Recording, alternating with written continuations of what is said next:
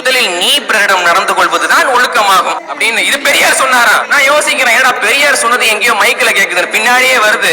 லூக்கா அதிகாரம் 6 வசனம் 31.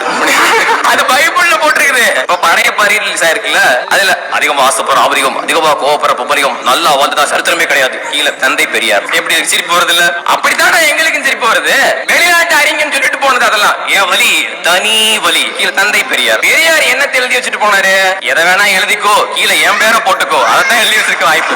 இந்த திராவிடர்களுக்கு இதே வேலைதான். யாருக்கு என்ன பேர் கொடுக்கலாம், எதுக்கு எந்த பேர் வைக்கலானே தெரியாது. வீரன்னு சாராயத்துக்கு பேர் வைப்பான். அதேதான் இந்த ஈர வெங்காய ராமசாமிக்கு பெரியார்னு பெரியார்னு பேர். மயிலிறகு என்னன்னா, அது தோகையை விரிச்சு ஆடும் போது நமக்கு எவ்வளவு அழகான மயிலிறகு அப்படின்னு தெரியும். ஆமா, அது நம்ம பார்வைக்கு மயிலிறகு, ஆனா மயிலுக்கு அது வெறும் மயிறு. உனக்கு வேணா அவன் பெரியார், எனக்கு அவன் வெறும் மயிலா, மயிலுக்கு சமம்.